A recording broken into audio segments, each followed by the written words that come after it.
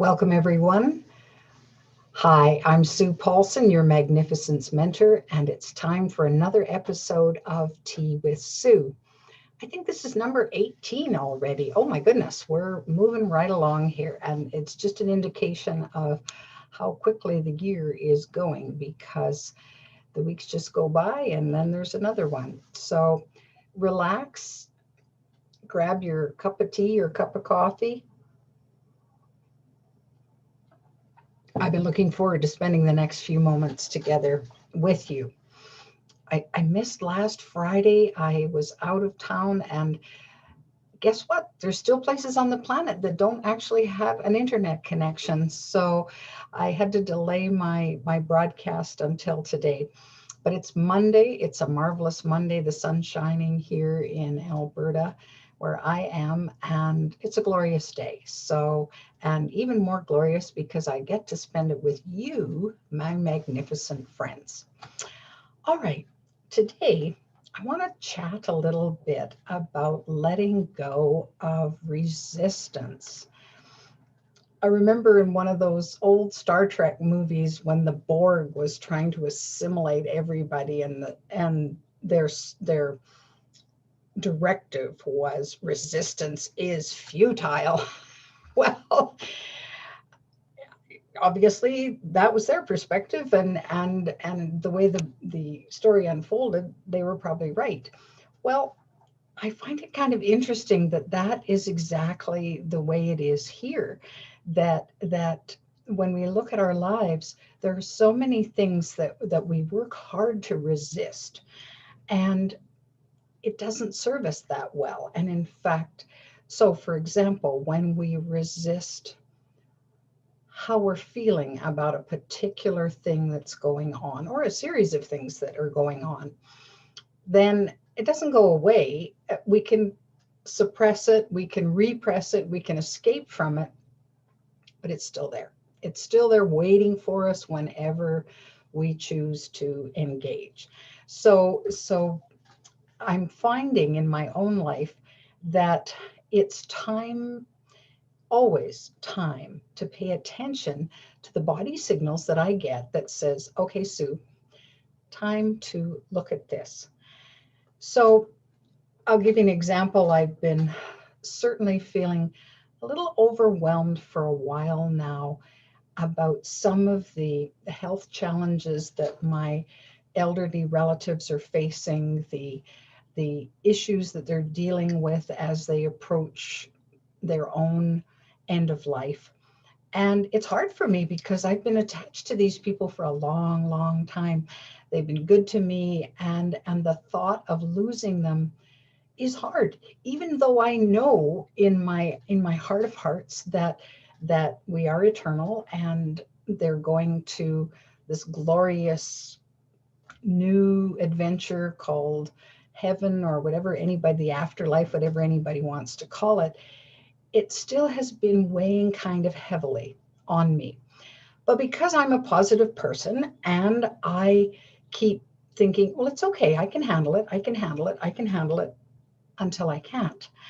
And things have been building up. And so and you know how things come along in your life at just the right moment. So my dear aunt loaned me this book that she had on her shelf. It's called Letting Go, The Pathway to Surrender by David Hawkins. Hawkins? Yes, Hawkins. Well, I've read some of his material before, and he has cool stuff. I've really benefited from his books.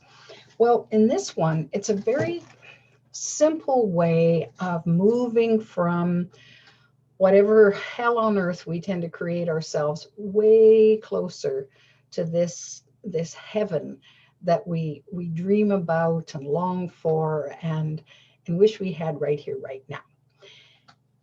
So he has lots to say about that. And of course, there's two distinct sides going on. The one side that's going on is the letting go of the resistance to what we're feeling.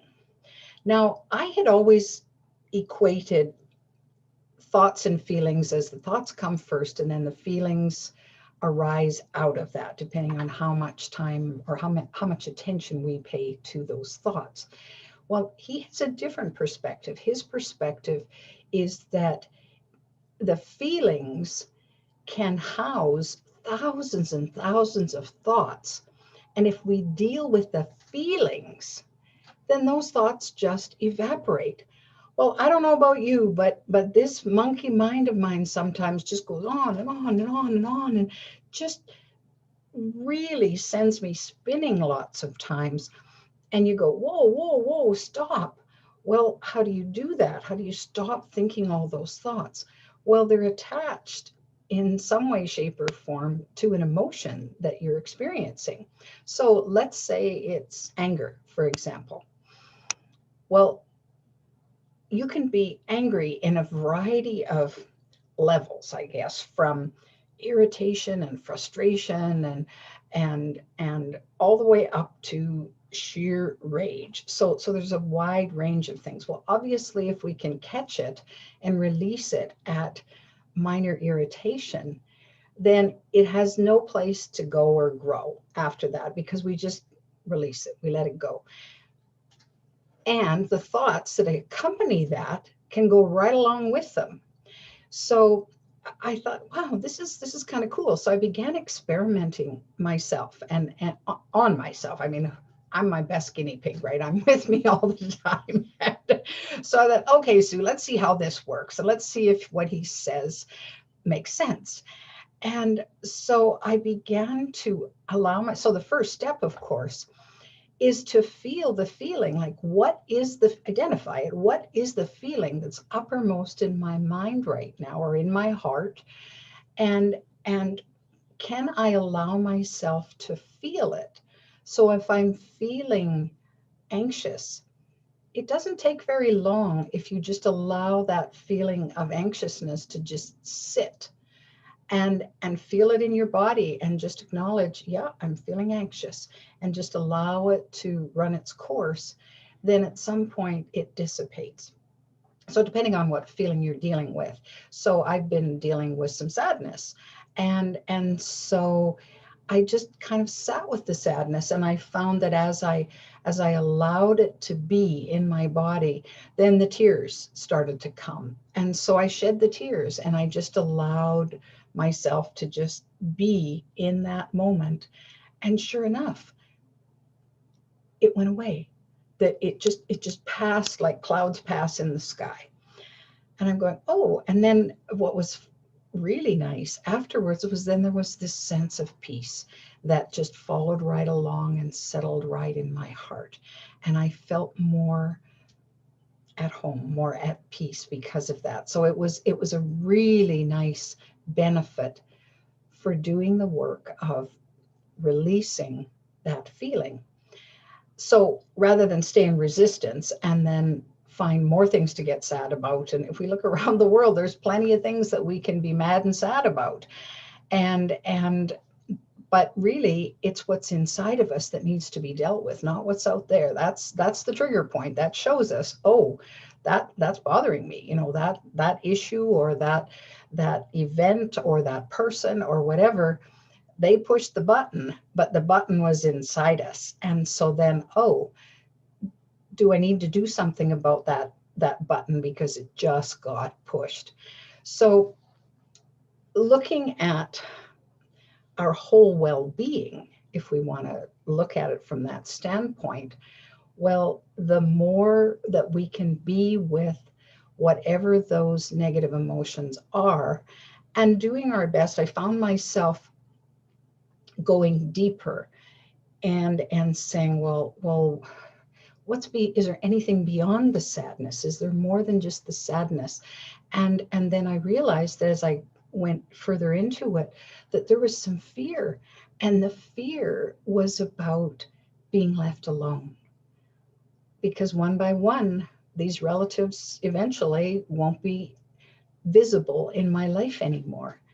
And so this feeling of, well, they're abandoning me, they're going off. And so that was another feeling that then I allowed that fear to come up, and allowed myself to experience that, and more tears, of course. And but again, there was a lightening up afterwards. And I think my body really thanked me, because physically I felt better. I didn't feel quite so weighted down or contracted inside myself. So that's one of the things that Hawkins talks about as part of that path, is you surrender your resistance to feeling whatever it is you're feeling. And let's face it, we didn't get any lessons on this. There was no dealing with your feelings 101 in school that I ever took. And in fact, it was quite the opposite. I was brought up in the stiff upper lip, suck it up, don't you dare cry, or I'll give you something to cry about, all of that kind of stuff, that because it made people uncomfortable when others were dealing with emotions. And so if a kid was crying, whether it was a good reason or not, well, okay, that's enough now. And because nobody wanted to hear it, like, oh, that I'll feel bad if you can't quit crying. And so it creates this whole negative cycle that's not that helpful for any of us. So there's the one side of the coin. Now the other side of the coin, and I don't know that I had explored this as fully as I could have. And that's the resistance to being willing to allow positive stuff in your life, whether it's positive feelings, whether it's a positive event. We all say, oh, wouldn't it be wonderful if, but how many of us really embrace when something really good happens? How many of us just take that on and we have this level of ecstasy about it, and we're just so thrilled and tickled and jumping all over and bouncing up and down and so on, like Tigger does. Well, but no, we oh no, now don't get carried away. And so, and I know how I deal with it, and I realize that I have a real resistance to allow myself to feel fully the pleasure that comes from something. And there was that old saying, pain is normal, pleasure is suspect.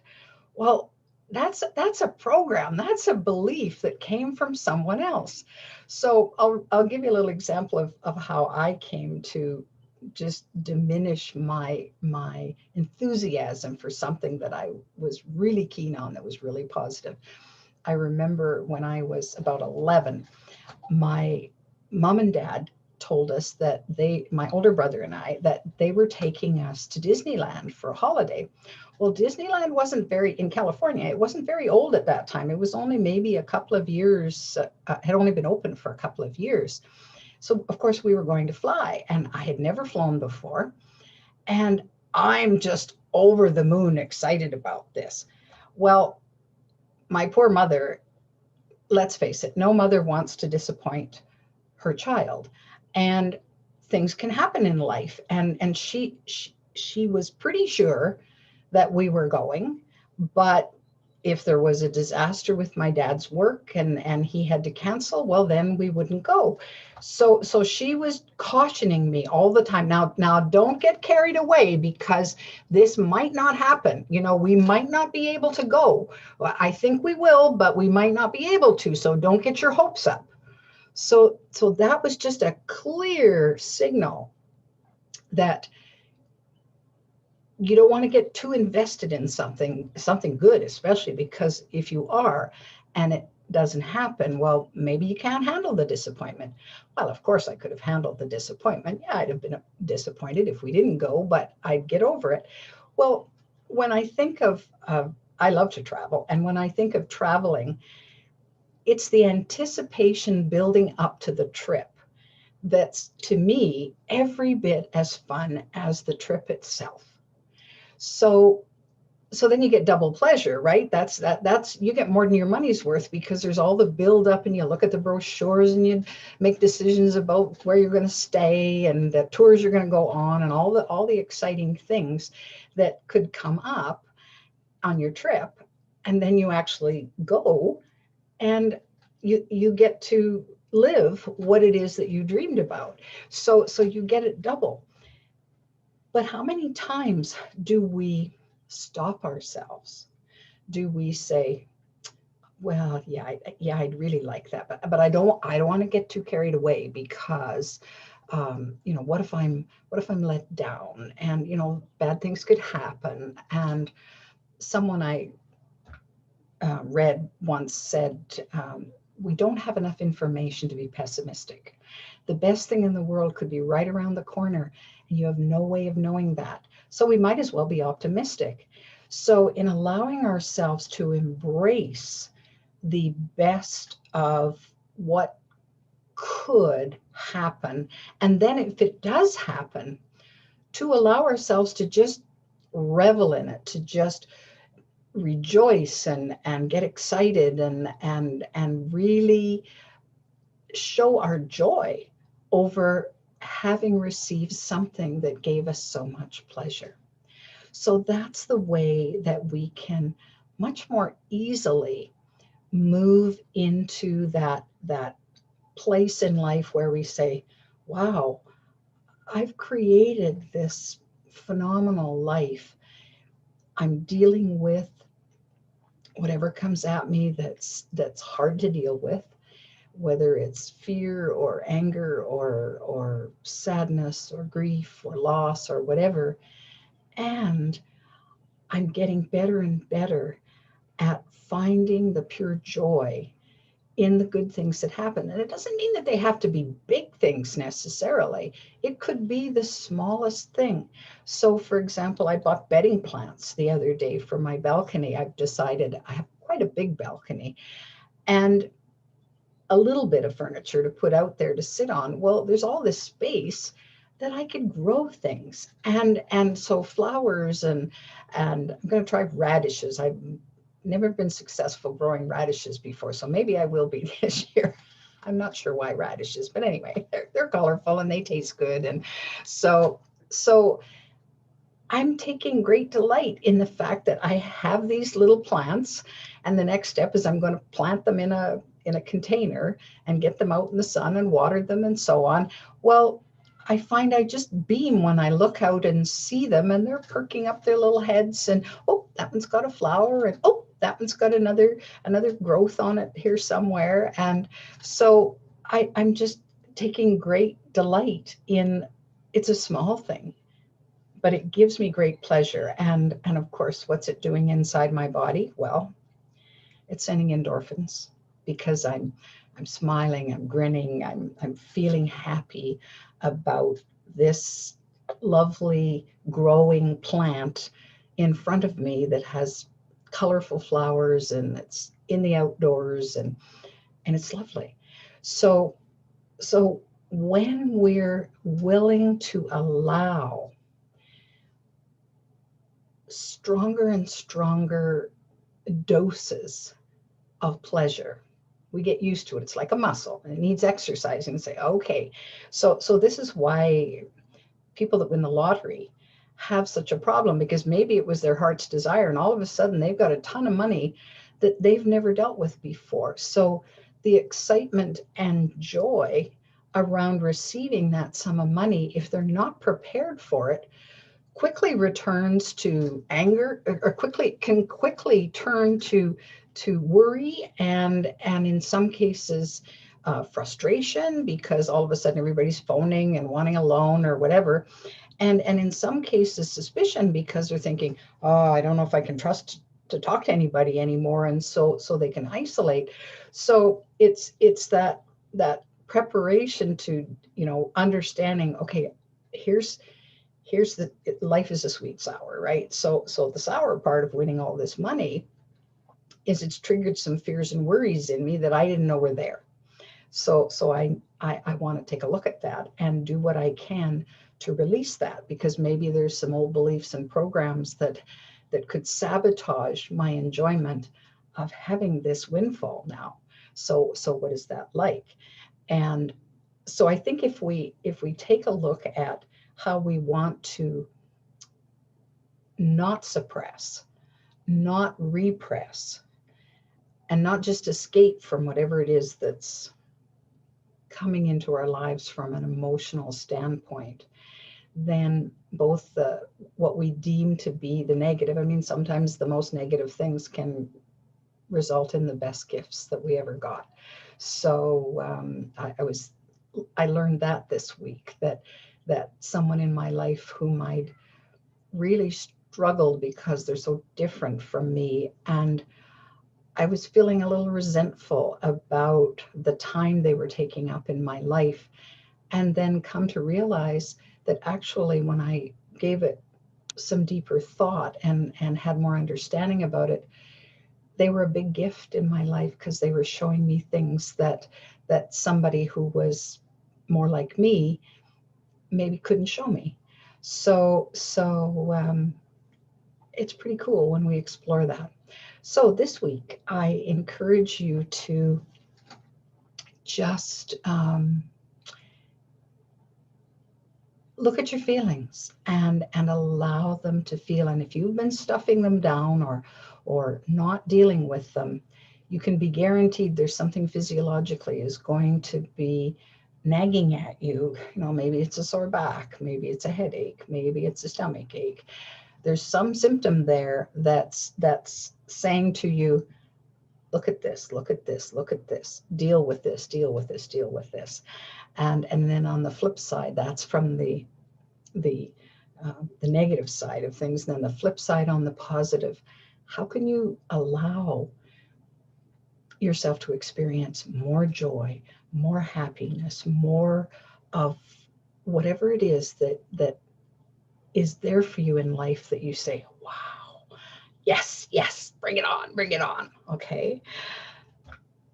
So next time you see me, I might be wearing an eye patch. I'm having eye surgery this week. So Friday, I think I still have, that's my last day to wear an eye patch. But it's going to help me see better. So if I look like a pirate come Friday, well, that's what I look like come Friday. I think I can still find my way to my cup of tea regardless. One eye is still going to be fine. So I look forward to that. In the meantime, if you like Tea with Sue and you've missed some episodes, you can certainly go to my YouTube channel, to Sue Paulson, and check them out. I've started numbering them all so that you can go back to see which ones you've missed. Plus, I've added a few more descriptive terms so that you get a sense right away of what the topic is for that particular day. You can also find more videos that I've done on my app, The Magnificence Mentor. You can just simply go to www.yourmagnificencementor.com, and there's a link to either Android or Google Play or iTunes to download the app.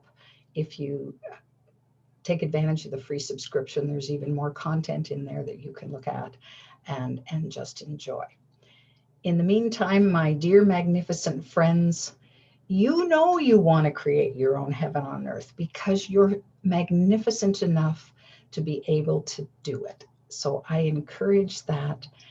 Until next time.